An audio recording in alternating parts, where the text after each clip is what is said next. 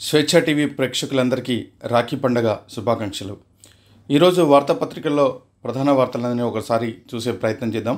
ఈనాడు దినపత్రిక చూస్తే రష్యాతో బంధం మరింత బలోపేతమంటూ మోదీ పుతిన్ నిర్ణయం తీసుకున్నారు. ఇరువురు నేతల ఫోన్ సంభాషణ అమెరికా సుంకాల మోత వేళ కీలక పరిణామం అంటూ ఈ వార్తను సెన్సెక్స్ 80,000 దిగువకు సుంకాల ప్రభావంతో 4.72 లక్షల కోట్ల సంపద ఆవిరి అయింది అనే వార్తను ఈనాడు దినపత్రికలో చూస్తున్నాం. సుంకాల సమస్య తేలితేనే అప్పటిదాకా భారత్తో చర్చల ప్రసక్తే లేదని ట్రంప్ ప్రకటించిన వార్తను కూడా ఈనాడు దినపత్రికలో చూడవచ్చు. గాజా స్వాధీనం ఇజ్రాయెల్ ప్రధాని ప్రతిపాదనకు ఆ దేశ భద్రతా కేబినెట్ ఆమోదం, ఖండించిన ప్రపంచ దేశాలు అంటూ ఈ వార్తను మనం చూస్తున్నాం. ఇక ఎలక్షన్ కమిషన్ మీద రాహుల్ గాంధీ దాడి చేస్తున్నారు. అది వ్యవస్థీకృత దోపిడీ అంటూ ఓటర్ల జాబితా సవరణ పేరుతో ఈసీ రాచద్రోహం చేస్తుంది. సమయం వచ్చినప్పుడు ఎవరిని విడిచిపెట్టమని రాహుల్ గాంధీ అంటున్నారు. మీ ఆరోపణలపై డిక్లరేషన్ ఇవ్వండి, కాంగ్రెస్ అగ్రనేతకు ఈసీ సూచన, లేదంటే జాతికి క్షమాపణ చెప్పాలని డిమాండ్ చేసింది. ఒక వ్యక్తి ఒక ఓటును కాలరాస్తున్న ఈసీ పేరుతో నిన్న పవర్ పాయింట్ ప్రజెంటేషన్ ఇచ్చారు రాహుల్ గాంధీ. ముగ్గురు తప్ప అందరూ బాధితులే అంటున్నారు బండి సంజయ్. ఆయన నిన్న ఫోన్ ట్యాపింగ్ విచారణకు హాజరయ్యారు. కుమార్తె అల్లుడిని వదలకుండా ఫోన్లపై నిఘా ఉంచారు. ఫోన్ ట్యాపింగ్లో కేటీఆర్ కోట్ల రూపాయలు తీసుకున్నారు. బండి సంజయ్ ఆరోపణ, సిట్కు వాంగ్మూలం. నాపై చేసిన ఆరోపణలను బండి సంజయ్ వెనక్కి తీసుకోవాలి, 48 గంటల్లో క్షమాపణ చెప్పకుంటే లీగల్ నోటీసులు ఇస్తామంటూ కేటీఆర్ హెచ్చరిక చేసిన వార్తను కూడా ఈనాడులో చూస్తున్నాం. ఫిరాయింపు ఎమ్మెల్సీలపై సుప్రీంకోర్టుకు భరోసా నిర్ణయం అంటూ ఇంకొక వార్తను కూడా మనం చూస్తున్నాం ఈనాడు దినపత్రికలో. ఇక వరదకు పరిష్కారం మూసీ పునరుజ్జీవమే అంటున్నారు ముఖ్యమంత్రి రేవంత్ రెడ్డి. నీటి ప్రవాహానికి అడ్డంకులు ఉండకూడదు, నగరంలో ఎక్కడ వర్షం పడినా వరద నీరు మూసీలోకి చేరేలా అనుసంధానం చేయాలని ముఖ్యమంత్రి నిన్న ఆదేశాలు జారీ చేశారు. దానికి సంబంధించిన రివ్యూ మీటింగ్ ఫోటో కూడా మనం చూస్తున్నాం. సర్కారు భూములేని త్వరలో వివిధ శాఖల పరిధిలోకి స్థలాల లెక్కల సేకరణ పేరుతో మరొక వార్త. డేటా ఆపేసిన ఇంటర్నెట్ కాల్ వస్తుందా? అది సైబర్ మోసగాళ్ల సిమ్ బాక్స్ దందా కావచ్చు. గోల్డెన్ ట్రయాంగిల్ ముఠాల సరికొత్త మాయ అంటూ ఒక అలర్ట్కి సంబంధించిన వార్తను మనం చూస్తున్నాం. నెల రోజుల్లో కొత్త రైల్వే జోన్ నోటిఫికేషన్ రాబోతుంది. డిసెంబర్లోగా సంక్రాంతికి అపాయింటెడ్ డే. దక్షిణ మధ్య రైల్వే పునర్విభజన, దక్షిణ కోస్తా జోన్ ఏర్పాటు వేగవంతం. కొత్త జోన్కి పిహెచ్ఓడీల నియామకం షురు అంటూ మరో వార్తను కూడా చూస్తున్నాం. 30 ఏళ్లకు తీరిన పదోన్నతుల కళ 3 దశాబ్దాల నుంచి తాత్కాలికంగానే సర్దుబాటు అవుతున్నారు. నీటిపారుదల శాఖలో తొలిసారి పూర్తి స్థాయి ప్రమోషన్లు. వారి సంతోషానికి సంబంధించినటువంటి వార్త. 263 మందికి ఇరిగేషన్లో ప్రమోషన్లు రాబోతున్నాయి డైరెక్ట్గా. ఇక వరదలకు సంబంధించిన వార్తలు మనం చూస్తున్నాం. ప్రాణాలతో చెలగటమంటూ రాష్ట్రంలో పలుచోట్ల ప్రమాదకరంగా లో లెవెల్ కల్వర్టులు, నీటి మట్టాన్ని సూచించే గేజ్లు, గైడ్ పోస్టులు లేవు. దీనివల్ల చాలామంది వరదలో నీటిలో కొట్టుకుపోయి చనిపోతున్న సందర్భాలు మనం చూస్తున్నాం. ఇక ఈనాడులోనే చూస్తే ఆదివాసీ సాధికారతకు సంకేతం అంటూ ఎడిటోరియల్ వార్త కూడా చూస్తుంది. బస్తీల్లో అక్షర జ్యోతులు. ఐఐఎం అహ్మదాబాద్ పూర్వ విద్యార్థుల ఆధ్వర్యంలో ఉద్భవ పాఠశాలల ఏర్పాటు, పేదరికమే అర్హతతో సీట్ల కేటాయింపు, అతి తక్కువ ఫీజుతో అత్యున్నత బోధన అంటూ 2012 సంవత్సరంలో శ్రీకారం చుట్టారంటూ బస్తీల్లో అక్షర జ్యోతులు అనే ఒక వార్తను మనం చూస్తున్నాం ఈనాడులో. కాళేశ్వరంలో దోచేసి మళ్ళీ ఎదురుదాడ అంటున్నారు పొంగిరెడ్డి శ్రీనివాసరెడ్డి. 40 ఫిరాయించిన ఎమ్మెల్సీలపై సుప్రీంకోర్టుకు వెళ్తామంటున్నారు కేటీఆర్. వెలుగు దినపత్రిక చూద్దాం. పుతిన్కి మోదీ ఫోన్, భారత్ రష్యా సంబంధాలు బలోపేతంపై చర్చ జరిగిందన్న వార్త దీంట్లో కూడా కనిపిస్తుంది. ఇక ఫోన్ ట్యాపింగ్ని అడ్డుపెట్టుకొని 1000 కోట్ల అక్రమాలు సాధించారని బండి సంజయ్ చేసిన ఆరోపణలు. కాళేశ్వరం కమిషన్ రిపోర్ట్ ఇవ్వండి అంటూ 665 పేజీల ఫుల్ నివేదిక కావాలి. సిఎస్కు హరీష్ రావు విజ్ఞప్తి. కేసీఆర్ తన పేరును 2 వేర్వేరు లేఖల అందజేత. కమిషన్ రిపోర్టుపై లీగల్గా ఫైట్ చేయాలనే యోచనలో బీఆర్ఎస్ పెద్దలు ఇప్పటికే ఢిల్లీకి వెళ్లి న్యాయ నిపుణులతో చర్చలు జరిపారు. నివేదికలో ఏముందో తెలుసుకుని సుప్రీంలో పిటిషన్ వేసేందుకు కసరత్తు చేస్తున్నారు. నేరుగా సుప్రీంకోర్టుకు వెళ్లాలని వీరి ఆలోచన. కాళేశ్వరం జ్యుడిషియల్ కమిషన్ రిపోర్టుపై లీగల్గానే ముందుకు వెళ్లాలని బీఆర్ఎస్ పెద్దలు నిర్ణయించినట్లుగా తెలుస్తుంది. నేరుగా సుప్రీంకోర్టులోనే పిటిషన్ వేసేందుకు రెడీ అవుతున్నట్లుగా చర్చ జరుగుతుంది. అందులో భాగంగా హరీష్ రావు గురువారం హుటాహుటిన న్యాయవాదులతో కలిసి ఢిల్లీకి వెళ్లి పలువురు న్యాయ నిపుణులతో కలిసినట్లుగా సమాచారం. వాస్తవానికి గురువారం సంగారెడ్డి కలెక్టరేట్ ఎదుట రైతుల ధర్నాలో హరీష్ పాల్గొన్నారు. అయితే కేసీఆర్ నుంచి ఫోన్ రావడంతో ధర్నా మధ్యలోనే అక్కడి నుంచి వెళ్లిపోయారు. ఎర్రవెల్లిలోని ఫామ్ హౌస్లో కేసీఆర్తో సమావేశమయ్యారు. అంతేకాకుండా గురువారం సాయంత్రం కేటీఆర్ కూడా కేసీఆర్ ఫోన్ చేసి ఫామ్ హౌస్కు పిలిపించుకున్నారు. ఇద్దరు నేతలతో కాళేశ్వరం కమిషన్ రిపోర్టుపై కేసీఆర్ చర్చించినట్లు తెలిసింది. కేసీఆర్ సూచనల మేరకు హరీష్ ఢిల్లీ వెళ్లి అక్కడ న్యాయ నిపుణులతో సంప్రదింపులు జరిపినట్లుగా తెలిసింది. వారిచ్చిన సూచనలతోనే కమిషన్ రిపోర్టు తమకు ఇవ్వాలని ప్రభుత్వానికి లేఖలు రాశారని సమాచారం. ఇక హిందీకి వ్యతిరేకంగా తమిళనాడు విద్యా విధానం ఉండబోతుందంటూ తమిళనాడు సర్కార్ ప్రకటించినట్టు వార్తకు మనం కనిపిస్తుంది. ఓట్ల దొంగలకు శిక్ష తప్పదు, ఏదో ఒకరోజు వారందరిపై చర్యలు తీసుకుంటాం, ఈసీ అధికారులకు రాహుల్ గాంధీ హెచ్చరిక అనేటువంటి వార్త.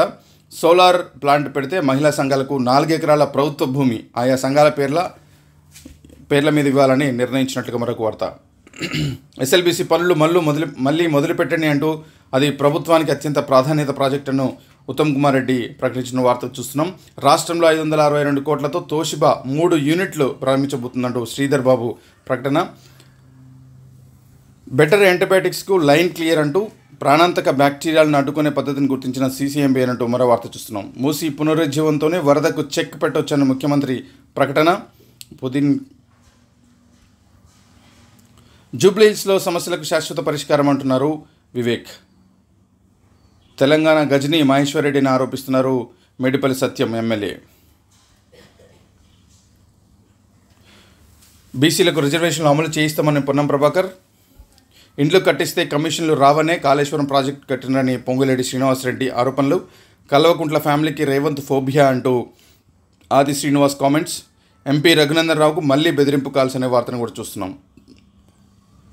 మరో 10 ఏళ్లు రేవంత్ రెడ్డి సీఎం అంటూ జడ్చర్ల ఎమ్మెల్యే అనిరుద్ధ్ రెడ్డి ప్రకటించారు. ఎస్ఎల్బీసీ పనులు మళ్ళీ మొదలుపెట్టిన వార్త ఇక్కడ కూడా కనిపిస్తుంది. ఇరిగేషన్ డిపార్ట్మెంట్లో 179 మందికి ప్రమోషన్లు. పెరుగుతున్న మిర్చి ధరలు క్వింటాకు 10,000 నుంచి 14,500 వరకు అందుతున్న వార్త.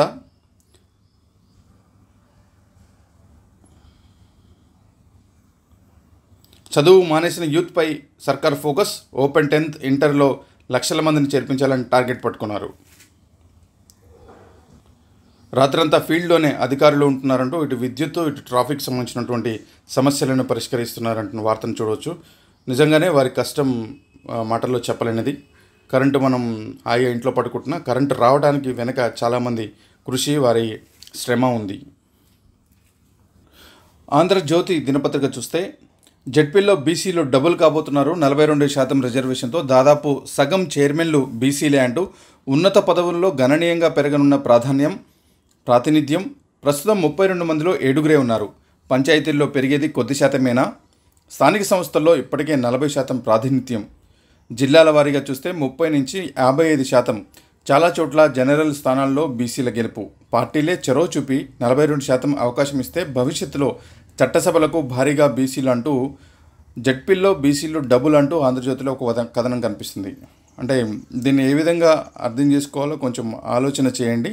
ఇప్పటికే బీసీలకి సరిపోయే సీట్లు ఉన్నాయి అనే కోణంలో ఆంధ్రజ్యోతిలో ఈ కథనం కనిపిస్తుంది. కానీ చట్టబద్ధంగా 42% ఇవ్వాలి, అది మా హక్కు అనేది బీసీల పోరాటం. ఇక వెనక్కి తగ్గిన సుప్రీంకోర్టు. అలహాబాద్ హైకోర్టు జడ్జిపై ఆదేశాల ఉపసంహరణ. తీర్పు నుంచి సంబంధిత 2 పేరాల తొలగింపు. సీజేఐ విజ్ఞప్తి మేరకేనన్న సుప్రీం జస్టిస్ పార్థివాలా. కేసును పునర్విచారించాలని అలహాబాద్ హైకోర్టు ఆదేశం. ఆ నెంబరు అమిత్ షాదే అంటున్నారు బండి షా. సిట్ విచారణకు హాజరయ్యేందుకు ఆయన ర్యాలీగా తరలి వెళ్తున్న దృశ్యాలు మనకు కనిపిస్తున్నాయి. కేంద్ర హోంమంత్రితో మాట్లాడిన మాటలు వినేశారా? నడ్డా సంతోష్లతో జరిగిన సంభాషణలు విన్నారా? బండి సంజయ్ ముందు 3 నెంబర్లు ఉంచిన సిట్. అవాక్కైన కేంద్ర మంత్రి. సిట్తో తేలదు, సిబిఐకి ఇస్తేనే కేసు కొలికంటూ సంజయ్తో పోలీస్ అధికారులు అన్నట్టుగా తెలుస్తుంది. ట్యాపింగ్ కేసును సిబిఐకి ఇవ్వాలి, నేరుగా సిబిఐ విచారించి ఉంటేనే కేసీఆర్ జైల్లో వేసేవాళ్ళం. నా ఫోన్ నిరంతరం ట్యాప్ అయింది. రేవంత్ హరీష్ ఫోన్లు వదలలేదు. 6,500 ఫోన్లను ట్యాప్ చేశారు. సిట్ విచారణ అనంతరం మీడియాతో బండి సంజయ్. లీగల్ నోటీసులు ఇస్తాననడానికి కేటీఆర్కు సిగ్గుండాలి అంటున్నారు. వ్యాఖ్య కూడా చేస్తున్నారు. బండికి 48 గంటల గడువు. ట్యాపింగ్పై వ్యాఖ్యలు వెనక్కి తీసుకోకుంటే కోర్టుకి అంటూ కేటీఆర్ నిన్న చేసినటువంటి కామెంట్స్ మనం చూస్తున్నాం. అమెరికా ఆయుధాల కొనుగోలు నిలిపివేత అంటూ ప్రశ్నతో ఒక వార్త చూస్తున్నాం. సుంకాల నేపథ్యంలో భారత్ యోచన. తుది దశలో ఉన్న ఒప్పందాలపైన చర్చలు ఆపేయాలని నిర్ణయం. అందుకే రాజ్నాథ్ పర్యటన రద్దయింది. రైటర్స్ కథనం ఇది. కొనుగోళ్ల నిలిపివేత అవాస్తవమన్న రక్షణ శాఖ వర్గాలు. భారత్తో వాణిజ్య చర్చలు ఉండవంటున్నారు ట్రంప్. ఓటు చోరీపై దేశవ్యాప్తంగా ఉద్యమానికి సంబంధించినటువంటి వార్తను కూడా మనం చూస్తున్నాం. ఆర్టీసీకి భారీ గిరాకీ అంటూ రాఖీ పండుగ సందర్భంగా జనాల ప్రయాణం పెరిగిందన్నటువంటి వార్తను చూస్తున్నాం. త్వరలోనే బీఆర్ఎస్ ఖాళీ అవుతుందంటున్నారు రామచంద్రరావు. బీజేపీ అధ్యక్షుడు సింగూరు డ్యాం రక్షణకు చర్యలు తీసుకుని అంటున్నారు ఉత్తమ్ కుమార్ రెడ్డి. ప్రతి చుక్క వరద మూసీలోకి చేరాలంటున్నారు ముఖ్యమంత్రి రేవంత్ రెడ్డి. భారత్తో వాణిజ్య చర్చలుండి ట్రంప్ ప్రకటన దీంట్లో కూడా చూస్తున్నాం. నీలగిరి పాలమూరులో భారీ వర్షం అన్నట్టు వార్త కూడా మనకు కనిపిస్తుంది. దీంట్లో నమ్రత లిస్టులో 200 మంది దంపతులు ఉన్నారు అంటూ సరగోసి కోసం సృష్టిలో భారీగా రిజిస్ట్రేషన్లు జరిగాయని వార్త కనిపిస్తుంది.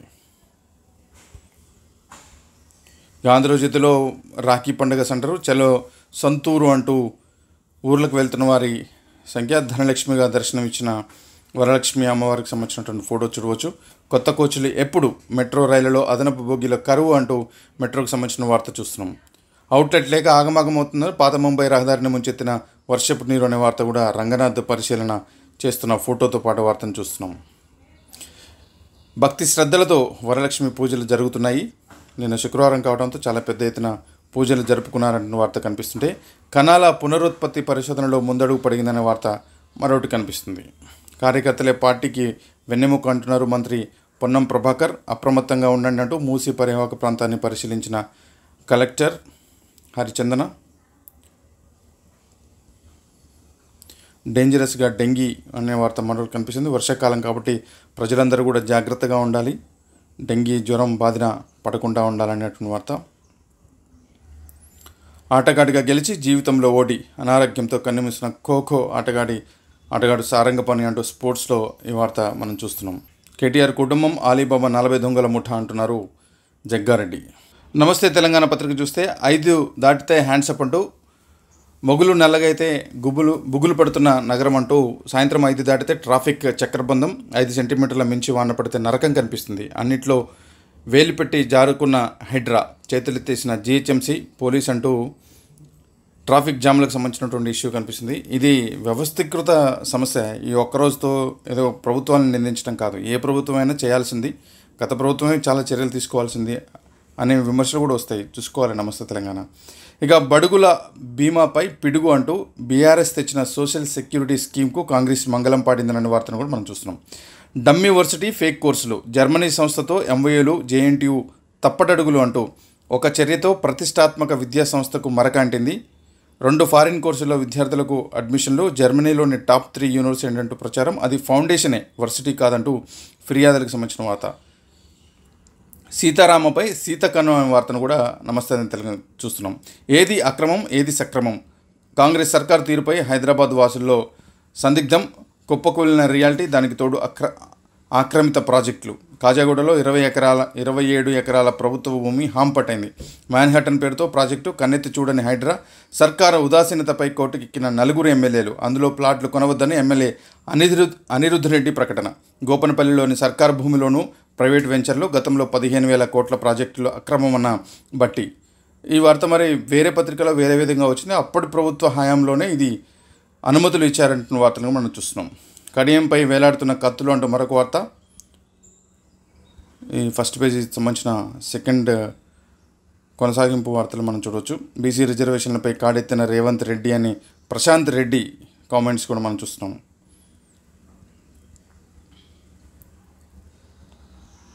మార్కెట్లన్నీ కుప్పగూలిన వార్త. జిందగీ పేరుతో మరొక కొన్ని వార్తలు. అమెరికాలో బియ్యం ఇక బంగారమే అంటూ 50% సుంకాల పెంపుతో భారతీయులకు కష్టకాలం అంటూ మరొక వార్త కనిపిస్తుంటే, చిన్న ఇంట్లో 80 మంది ఓటర్లు. బెంగళూరుకు 10 చదరపు అడుగులు లేని ఇంట్లో అనేక మంది ఓటర్లుగా నమోదు. వారి గురించి తెలియదన్న ఓనర్. నకిలీ ఓటర్ల వివాదం నేపథ్యంలో ఇండియా టుడే సర్వే అంటూ మరొక వార్తను చూస్తున్నాం. దిశ దినపత్రిక చూస్తే బీసీ టికెట్టు ఎవరెటు అందరూ ఏకపక్షమైన నిర్ణయం తీసుకుంటారా? ఒక్కో పార్టీ ఒక్కో చోట ఇస్తే బీసీలకు అన్యాయమే. ఆర్డినెన్స్ రాకుంటే ఎవరికి వారే యమునా తీరే. చట్టం ద్వారా రిజర్వేషన్స్ అమలైతేనే బీసీలకు న్యాయం వాదిస్తున్న బీసీ సంఘాలు, మేధావుల నాయకులు. ఆంధ్రజ్యోతి వార్తకు ఎగ్జాక్ట్లీ ఆపోజిట్ వార్త ఇది కనిపిస్తుంది. చట్టం ద్వారానే బీసీలకు రిజర్వేషన్ రావాలనేది వారి డిమాండ్ అంటూ దిశలో ఈ వార్త రాస్తుంది. రోడ్లపై నీటి చుక్క ఉండొద్దని ముఖ్యమంత్రి చెప్పిన వార్త ఇక్కడ కూడా కనిపిస్తుంది. వైన్స్ కాల పరిమితి పెంచలేం, చట్ట సవరణ లేకుండా 3 ఏళ్ల పొడిగింపు సాధ్యం కాదు అని మరో వార్త. పెండింగ్ వేతనాలు చెల్లించండి అంటున్నారు చీఫ్ సెక్రటరీ. కాళేశ్వరం పూర్తి నివేదిక ఇవ్వండి అని హరీష్ రావు నిన్న అభ్యర్థన చేశారు. కవిత ఆమె భర్త ఫోను ట్యాప్ అయ్యాయని సంజయ్ అంటున్నారు. గ్యాస్ బండపై సబ్సిడీ అంటూ మరొక వార్తను కూడా ప్రధానమంత్రి ప్రకటించిన వార్తను మనం చూస్తున్నాం. ఘనంగా తిరుపతి రెడ్డి జన్మదిన వేడుకలు, కేకులు కట్ చేసి ముఖ్యమంత్రి తమ్ముడికి సంబంధించిన జన్మదిన వేడుకల సంబంధించిన వార్తను దిశలో చూడవచ్చు. కోటీశ్వరులు చేసేలా కార్యాచరణ, స్వయం సహాయక సంఘాల్లో 1 కోటి మంది టార్గెట్ అంటూ మరొక వార్త మనకి దిశలో కనిపిస్తుంది. బీఆర్ఎస్ బీజేపీ 2 తోడుదంగలు అంటున్నారు పొంగులేటి శ్రీనివాసరెడ్డి. ఎవరికి ఇచ్చారు, ఎందుకు ఇచ్చారు, చెరువు ఆక్రమణలపై ఇరిగేషన్ ఆరా అంటూ మరొక వార్తను కూడా చూడవచ్చు. గువ్వల పోతేనేమి అంటున్నారు నిరంజన్ రెడ్డి. అధైర్యపడకండి, మేము అండగా ఉంటామని చెప్తున్నారు. బండికి లీగల్ నోటీస్ అంటూ కేటీఆర్ ప్రకటించిన వార్త దీంట్లో కూడా కనిపిస్తుంది. ఇవి దిశ పత్రికల వార్తలు.